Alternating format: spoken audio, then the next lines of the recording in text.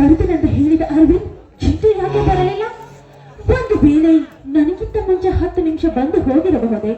ಛೇ ಛೇ, ಹಾಗೇನಿಲ್ಲ. ನನ್ನ ಅರವಿಂದ್ ನನಗೋಸ್ಕರ 10 ವರ್ಷ ಕಾಯುತ್ತೇನೆ ಅಂತ ಹೇಳಿದ್ದಾನೆ. ಆದ್ರೆ 10 ನಿಮಿಷ ನನಗಾಗಿ ಕಾಯೋದಿಲ್ಲವೇ? ನನಗೋಸ್ಕರ ನಾನು ಬರುವುದಕ್ಕಿಂತ ಮುಂಚೆ ಬಂದು ಕಾದು ಹೋಗಿರಬಹುದು.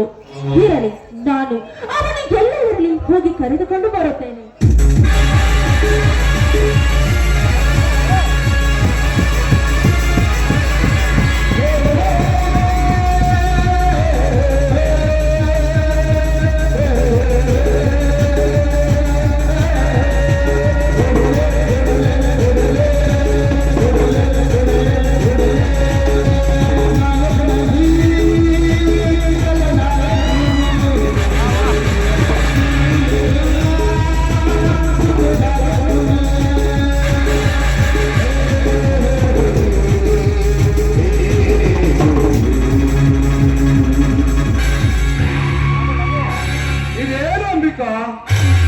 ರೆಕ್ಕೆ ಬರಿದ ಹಕ್ಕಿಯಂತೆ ಹಾರಾಡುತ್ತಾ ಅವಸರ ಪಟ್ಟು ಆ ದೂರದಿಂದ ಎಲ್ಲಿಗೆ ಇರಿದ ಪ್ರಯಾಣ? ಪ್ರೀತಿಸಿದ ಅಂತರಂಗದ ಅರಗಿನ ಹಕ್ಕಿಯು ತಕ್ಕ ಸಮಯಕ್ಕೆ ಬರಲಾರವನ್ನು ಕಂಡು ದಿಕ್ಕು ತಪ್ಪಿ ಗಂಗನಾಗಿರುವೆಯಾ? ಇಲ್ಲ ಅಂತರಂಗದ ಅರಗಿಣಿಯ ದುಂಬಿಯ ದಾರಿಯನ್ನು ಕಾದು ಗಂಗನಾಗಿರುವೆಯಾ? ಇದಕ್ಕಾಗಿ ನಾನು ಭಯಪಡುವ ಅವಶ್ಯಕತೆ ಇಲ್ಲ ಅಂಬಿಕಾ. ನೀನು ಭಯಪಡುವ ಮುನ್ನವೇ ರಸಿಕನಾಗಿ ಬಂದಿರುವ ನನ್ನನ್ನು ಧಿಕ್ಕರಿಸಬೇಡ. ನಿನ್ನ ಪ್ರೀತಿಯ ಪರಿಮಳವನ್ನು ಸಭೆಯನ್ನು ಬಂದು ನನ್ನನ್ನು ಕಂಡು ಏನಾದರೂ ಭಯ ಮೂಡಿಕೊಂಡಿದ್ದ?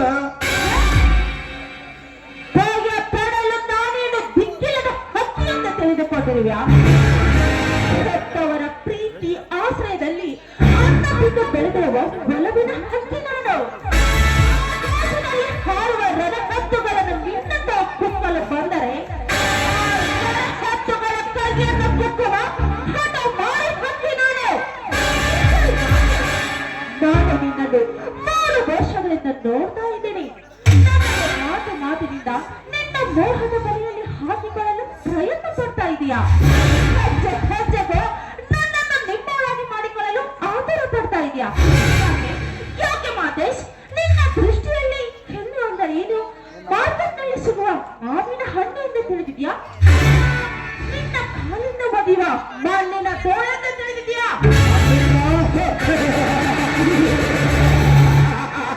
ನಿನ್ನಂತ ಯೌವನದ ಹೆಣ್ಣೆಂದರೆ ಪವಿತ್ರ ಪಾತ್ರವಿರುವ ಬೆಣ್ಣೆ. ಈ ಬೆಣ್ಣೆ ಹತ್ತಿರುವ ಹೆಣ್ಣು 3 ವರ್ಷಗಳಿಂದ ನನ್ನ ಕಣ್ಣಲ್ಲಿ ಹಾಳಾಗಿ ಕಂಡಿತು. ಈ ಹಾಲನ್ನು ಕುಡಿಯಬೇಕೆಂಬ ಹಂಬಲ ನನ್ನ ಮನದಲ್ಲಿ ಹುಟ್ಟಿಕೊಂಡಿದ್ದು ನಿಜ.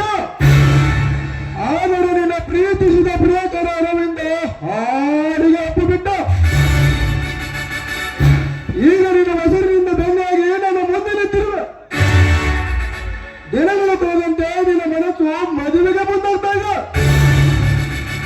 ಮತ್ತೆ ನಾನು ಈ ಸಮಯವನ್ನು ಕಳೆದುಕೊಂಡರೆ ನೀನು ತುಪ್ಪನಾಗಿ ದೇವರಿಗೆ ಮೀಸಲಾಗುವ. ತುಪ್ಪನಾಗಿ ದೇವರಿಗೆ ಮೀಸಲಾಗುವುದಕ್ಕಿಂತ ಮುಂಚಿತವಾಗಿ ಈ ನಿನ್ನ ಯೌವನದ ಅಂದ ಚಂದವನ್ನು ರಸಿಕನಾಗಿ ಉಣ್ಣಬೇಕೆಂದು ಬಂದಿರುವ ನಿನ್ನ ಮನದೀಕ್ಷೆಯಿಂದ ನೀನೇ ಒಪ್ಪಿದರೆ ಸರಿ. ಇಲ್ಲವಾದರೆ ಬೆನ್ನು ಹತ್ತಿರುವ ನಿನ್ನ ಯೌವನವನ್ನು ಕದ್ದು ತಿನ್ನಲು ಹೆಚ್ಚುವನ ಲಾಯಿ ಕಟ್ಟುತ್ತ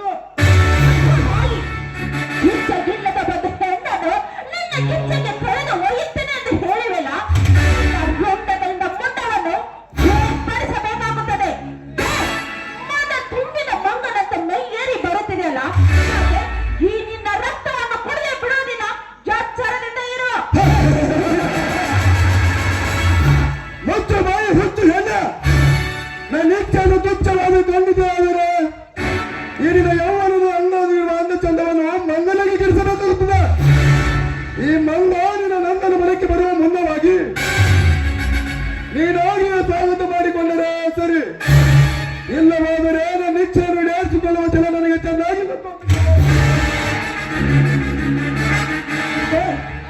ಕೆಟ್ಟದಂತೆ ಮಾತನಾಡಿ ಕೋಪವನ್ನು ಕೆಟ್ಟಗೊಳಿಸಬೇಡ. ನೋಡು, ಹೆಣ್ಣಂತೆ ಸಣ್ಣ ಜಾತಿ ಹೊಳೆಯನ್ನು ಭಾವಿಸಬೇಡ ಮಾತೆ. ಒಂದು ಸಾರಿ ಒಂದೇ ಒಂದು ಸಾರಿ ಈ ನಮ್ಮ ಭಾರತದ ಇತಿಹಾಸದ ಪುಟಗಳನ್ನು ಇಟ್ಟು ನೋಡು. ಯಾಕಂದರೆ ಈ ಹೆಣ್ಣಿಗಾಗಿ ಎಂತೆಂತವರು ಮಣ್ಣು ಮುಕ್ಕಿ ಹೋಗಿದ್ದಾರೆ ಅಂತ. ಯಾಕೆ? ಆ ದ್ವಾಪರಯುಗದಲ್ಲಿ ದುಶ್ಯಾಸನ ದ್ರೌಪದಿ ಎಂಬ ಹೆಣ್ಣಿಗಾಗಿ ಮಣ್ಣು ಮುಕ್ಕಿ ಹೋದ. ಸೀತಾ ಮಾತೆಯನ್ನು ಮಣ್ಣು ಮುಕ್ಕಿಸಿ ವಾರಿಸಲು ಹೋದ ರಾವಣ ಅವನ ಮಣ್ಣು ಮುಕ್ಕಿ ಹೋದ. ಅಷ್ಟೇ ಅಲ್ಲ, ಈ ಕಲಿಯುಗದಲ್ಲಿ ಹೆಣ್ಣಿಗಾಗಿ ಹಣ, ಆಸ್ತಿ, ಅಂತಸ್ತು ಕಳೆದುಕೊಂಡು ಎಲ್ಲರೂ ಮಣ್ಣು ಮುಕ್ಕಿ ಹೋದರು. ಅದರಲ್ಲಿ ಆ ಹುಟ್ಟಿಸಿರುವ ದೇವರಿಗೂ ಸಹ ಗೊತ್ತಿಲ್ಲ ನಾಣಿಗಳು. ಅದರಲ್ಲಿ ನೀನು ಯಾವ ಲೆಕ್ಕನ ನನಗೆ ಗೊತ್ತಿಲ್ಲ. ಲೇ ಅಂಬಿಕಾ, ನಿನ್ನ ಎತ್ತರ ತತ್ವದ ಉಪದೇಶದ ಮಾತುಗಳು ನನ್ನ ಭೋಗಿನ ಸಮಾನ. ಈ ನನ್ನ ಬೆಳಕಿನಲ್ಲಿ ಎಂತ ಹಠ ಮಾಡಿ ಹೆಣ್ಣಾದರೂ ಸರಿ, ಒಮ್ಮೆ ಕಣ್ಣಿಟ್ಟ ಹೆಣ್ಣನ್ನು ಎಂದು ಬಿಟ್ಟಿಲ್ಲ, ಬಿಡುವುದಿಲ್ಲ. ಇದಕ್ಕಾಗಿ ನನ್ನ ಗತ ಉರಿದಿರುತ್ತಿದ್ದೆಯಲ್ಲ, ನನ್ನ ಮರ್ಯಾದೆಯನ್ನು ಕಳೆದುಕೊಳ್ಳುವ ಏನಿಲ್ಲ. ಏನೆಂದ ನೀನು? ಹೊತ್ತಿನಲ್ಲಿರುವ ಹಾವಿನನ್ನು ಕೆಳಕಿದರೆ ಪಾಯಕ್ಕೆ ಮೂಲವಂತಾಗುತ್ತಿರುವ ನಿನ್ನ ಮಾತು ನಿಜ. ಆದರೆ 10 ಹಾವಿನ ವಿಷವನ್ನು ನುಂಗಿ ದಕ್ಕಿಸಿಕೊಳ್ಳುವ ಧೈರ್ಯ ಈ ಮಹಾಂತೇಶನಲ್ಲಿದೆ. ಗೋಪಿತನಿಲ್ಲೊಂದು ಹೆಣ್ಣು ನನ್ನ ಕಣ್ಣಲ್ಲಿ ಸಂಗಮವಾಗಿ ಕಾಣಬಹುದು. ಕೊಂಡಂತೆ ಬಗಲಿ ಕೆಟ್ಟದಂತೆ ನನ್ನ ಕೋಪವನ್ನು ಕೆಟ್ಟದಳಿಸಬೇಡ ಮಾತೆ. ನೀನು ಒಂದು ಅಡಿಗೆ ಗಿಟ್ಟಿದ್ದೆ ಆದರೆ ನನಗೆ ಆನೆ ಆದಿತ್ತು. ನೋಡು, ಸುಜ್ಞಾನವೆಂಬ ಸುಡುವ ಅಗ್ನಿಯ ಜೊತೆಗೆ ಸರಸ ಮಾಡುವುದು ಸರಿಯಲ್ಲ. ಜ್ಞಾನವನ್ನು ಮುಂದುವರಿಸುವುದೇ ಆದರೆ ನನ್ನ ಕೈಯಲ್ಲಿ ಆಗೋದು ಬಾರ ಮಾತೇಶ್ ಬಾ.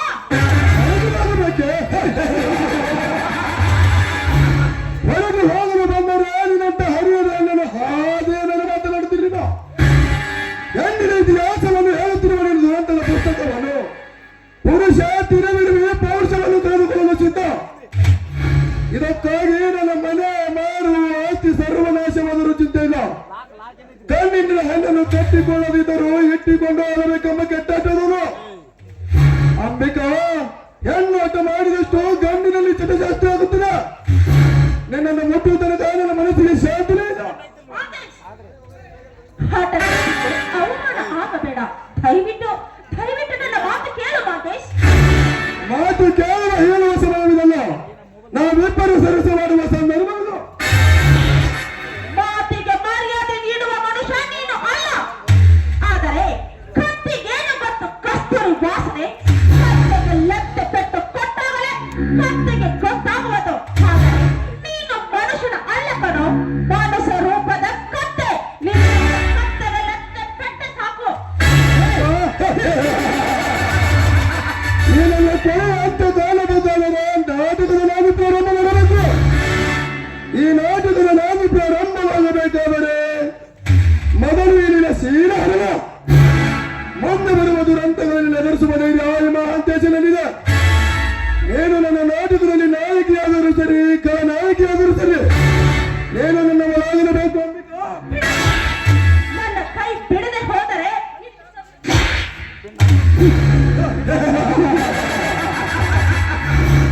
ಅಂಬಿಕಾ,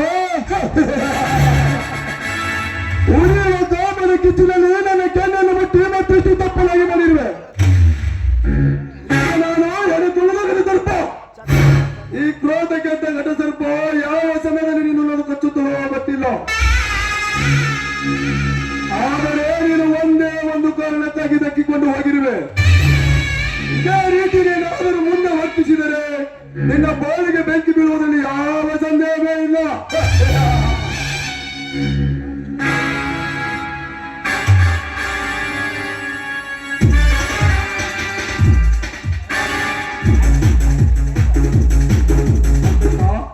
ನೀನೆಷ್ಟೇ ತಿರಸ್ಕರಿಸಿದರೂ ನನ್ನ ಮನತ್ತು ಹುಚ್ಚನಂತೆ ಕಾಣುತ್ತಿದೆ. ಬಾ ಅಂಬಿಕಾ, ಬಾ.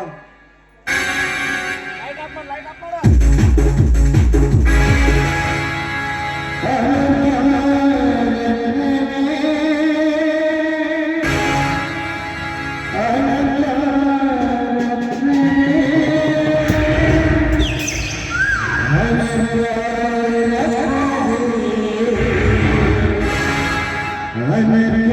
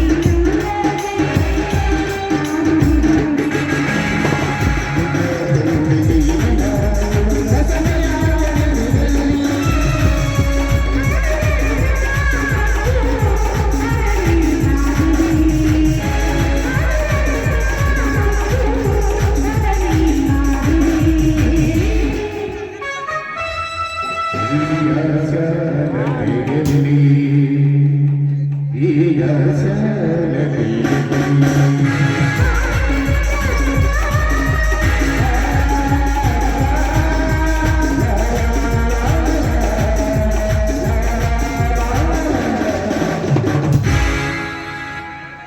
ಅಂಬಿಕಾ, ಈ ನಾಟ್ಯವನ್ನು ನಾವು ತಿರಸ್ಕರಿಸಿದರೆ ನನ್ನ ಮನಸ್ಸು ಹುಚ್ಚನಂತೆ ಕಾಣುತ್ತಿದೆ.